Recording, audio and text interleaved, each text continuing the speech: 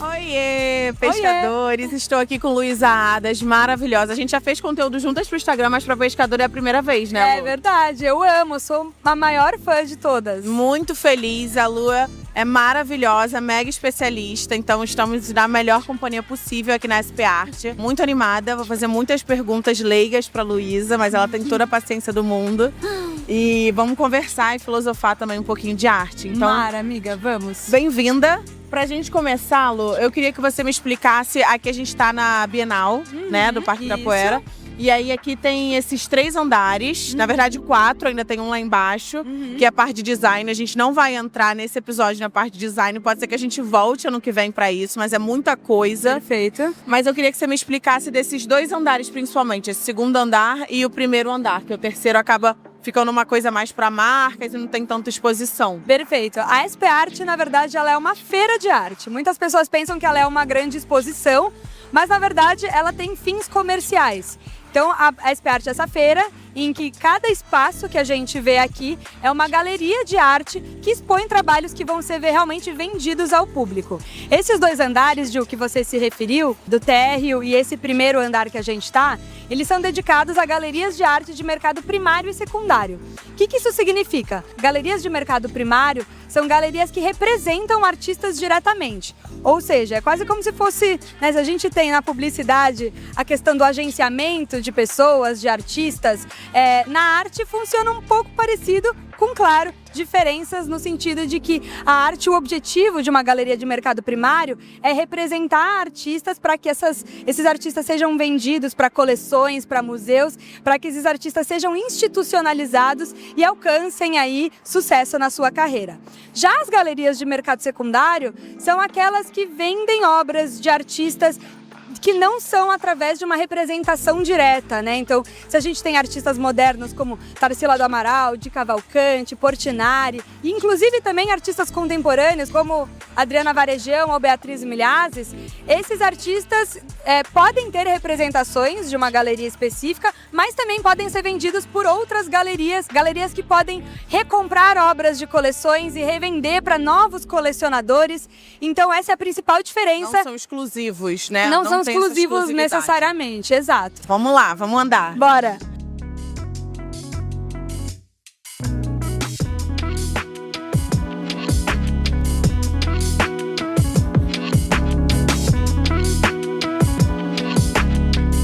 Paramos aqui nessa fotografia, que é do Luiz Braga. Exato. E a Lu falou que ele é da Ilha de Marajó. Isso, o Luiz Braga, ele é um fotógrafo da Ilha de Marajó, que o que eu acho mais incrível do trabalho dele é como ele realmente tem um olhar para os detalhes, para aquilo que não necessariamente é visto como belo, e ele enaltece essa beleza a partir do seu olhar, né? Cotidiano, então, né? Exato, cenas simples que se transformam em grandes protagonistas da sua produção. Tô muito assim com o Marajó na cabeça, que eu vi recentemente Manas, vi recentemente a série também, que eu esqueci o nome, mas que eu vou colocar aqui depois na edição. E é uma ilha que a história toda é muito pesada, né? Sim. Tem um background aí com toda essa história do tráfico de meninas, de mulheres, muito, muito triste, muito pesado. Manas retrata isso brilhantemente. Eu fui recentemente para Belém, que fica perto, e conheci as ilhas ali, as ilhas de água doce. E não sei se você já foi, mas é uma coisa impressionante. É muito surreal. É impressionante a geografia do lugar, assim, é uma coisa inacreditável. E são contrastes, né, tão contrastosos e tão tristes, assim, de uma realidade tão pesada, tão triste, tão densa. E ao mesmo tempo essa fotografia do dia a dia, do cotidiano. Então, realidade que é muito pesada, mas com uma paisagem linda.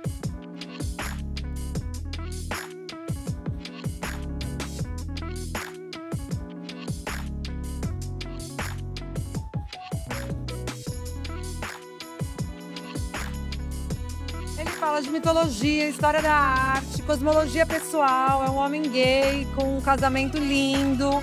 Então ele vai trazendo todo esse contexto e vai brincando com a história da arte. Aqui, por exemplo, é uma releitura, não acho que é uma releitura, é quase que uma homenagem aos operários da Tarsila.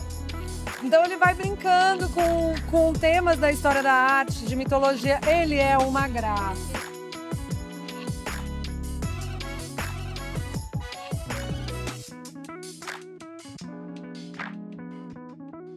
A gente está aqui no espaço da Galeria Lume. Eu conheci quando eu fui no Clube de Arte da Lu, aqui em São Paulo, uma galeria muito incrível. E eu queria te perguntar como que você faz para fazer essa curadoria das artes que estão aqui expostas, né? Porque são muitos artistas representados, são muitas artes que vocês têm aí para ter que escolher uma meia dúzia ou uma dúzia, deve ser muito difícil, um desafio. E para você é isso, é um negócio aqui para vocês, então para você conseguir mostrar para o cliente o que a galeria representa, quais os tipos de artistas ela representa, como que funciona essa curadoria? Eu acho que tem uma importância, né, de macerar, assim, né, qual o recorte curatorial que a gente quer trazer para a feira. Então isso é pensado com bastante antecedência. E pensar na relação que os trabalhos têm quando eles são colocados um ao lado do outro, né? As narrativas, elas se cruzam de uma certa forma. Então tem esse desafio, fazer uma boa seleção, também conseguir mostrar os artistas que a galeria representa e como essa conversa ela é feita para pensar na curadoria como um todo do stand e também na individualidade de cada artista. Eu tava perguntando pra Lu qual é o tipo favorito de arte dela, porque eu acho que eu tenho a minha eleita, por enquanto, até então. E ela tava falando que ela gosta muito de um estilo assim. E eu falei pra ela que eu acho esse estilo muito moderno, mais do que contemporâneo. E você tava me explicando que tá tendo um resgate, né? Eu sinto, Ju, assim, na verdade o meu tipo de arte favorita vai variando também de acordo com as múltiplas personalidades que eu vou tendo ao longo da minha vida. Mas eu sinto que está existindo um resgate muito grande da pintura, até talvez por uma questão de esgotamento da arte contemporânea de outras linguagens, né? Eu acho que vale a gente explicar também a diferença entre arte contemporânea e moderna. O que você acha, Lu? Perfeito. Muita gente confunde, né, a arte contemporânea com arte moderna. Inclusive, a gente utiliza esse termo moderno para falar de coisas contemporâneas. Verdade. E isso é super comum, super normal. Na verdade, quando a gente pensa em modernismo, né? Modernismo, não existe um único modernismo no mundo.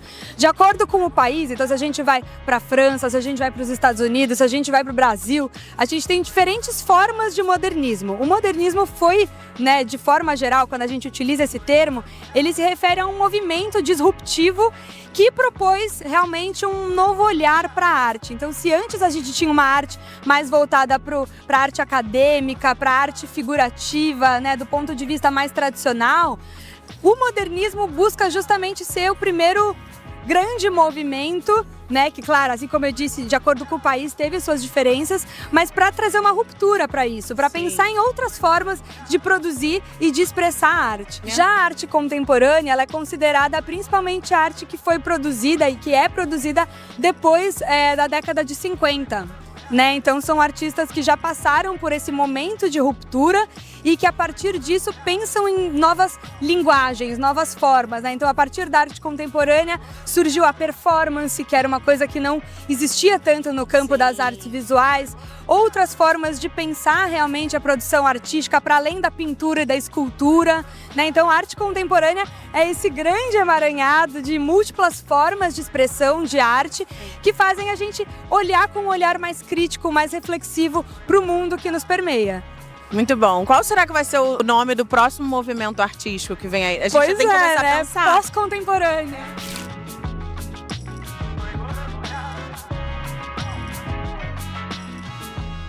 Eu faço um trabalho sobre reescrita da história.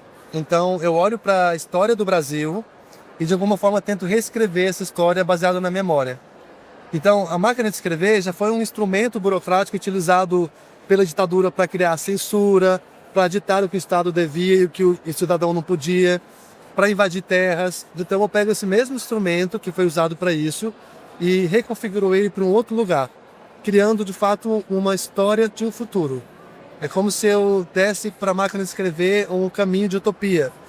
Por isso essas canoas são canoas utópicas, porque é quase impossível você ver uma floresta nascer numa canoa. Mas faz parte do exercício do artista, da imaginação, criar símbolos de existência, né? Sim. De futuro, porque hoje em dia é tão mais fácil imaginar o fim do mundo, mas eu quero propor o contrário disso. Eu quero propor que a gente continue reflorestando esse mundo. Muito incrível você usar o feitiço contra o feiticeiro. Você pega a máquina de escrever do colonizado e usa isso justamente para criticar. E nos livros que contam histórias hegemônicas, entendeu? Então ele pega esses livros, essas páginas que contam essa história que ao longo do tempo foi vista como uma história única, né, uma verdade absoluta, que na verdade excluiu grande parte das pessoas do planeta. Sim. E utiliza isso para reescrever uma outra história.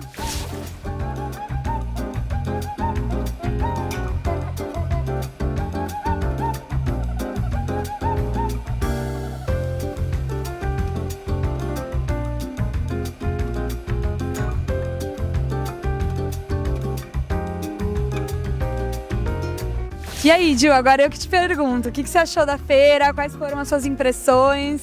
Eu amo, né? Eu amo consumir, mesmo como amadora. Eu amo, a gente falou rapidamente, mas acho que não pegou na gravação. Você fala muito comigo sobre essa importância da gente democratizar mais a arte, né? As galerias e tudo. E eu acho que a arte ainda tem um local quase como se colocasse distante. Sim. Para se elitizar, né? E é uma pena, porque isso afasta muito, né? E a arte que é uma coisa tão popular e tão democrática, pelo menos era para estar nesse lugar. Então a gente vindo numa feira, a gente poder perguntar o valor das peças, Exato. entender o valor de artistas. Cara, olha, que pra mim, que não tô completamente fora dessa bolha, é muito incrível e é muito raro, assim, eu poder ter a liberdade de perguntar quanto custa esse artista. E eu entender que existe a possibilidade de eu ter alguns tipos de artistas na minha casa, sabe? Exato. Isso eu acho muito legal. Como eu falei, pra mim é uma avalanche de coisa, de informação e de estímulo. Tá meio atordoante de tanta coisa, assim, né? É muito estímulo, então eu acho uma pena que sejam tão poucos dias, porque não dá tempo de assimilar tudo. Mas entendo que o intuito não seja para assimilar, e sim é outro, é negócios. Exato.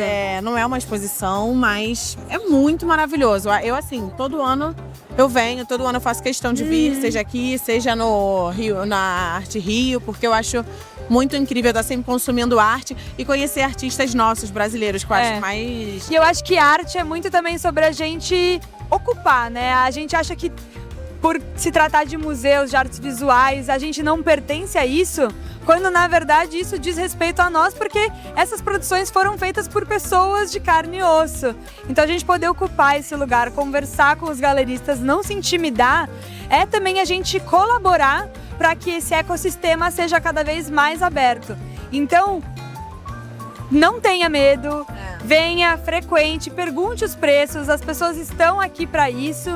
Né? Justamente eu acho que um evento como a SP Arte, ela é menos intimidante do que muitas vezes você entrar numa galeria sozinho. Com certeza. E fazer e perguntar, né? E a gente também tem Arte Rio, a gente tem outras feiras que a gente ao longo do ano também tem essa possibilidade. Então, a gente pensa que não, mas cada um de nós tem aí a sua capacidade de tornar esse ambiente mais aconchegante, eu diria. Sim, foi muito incrível. A participação fica sempre melhor.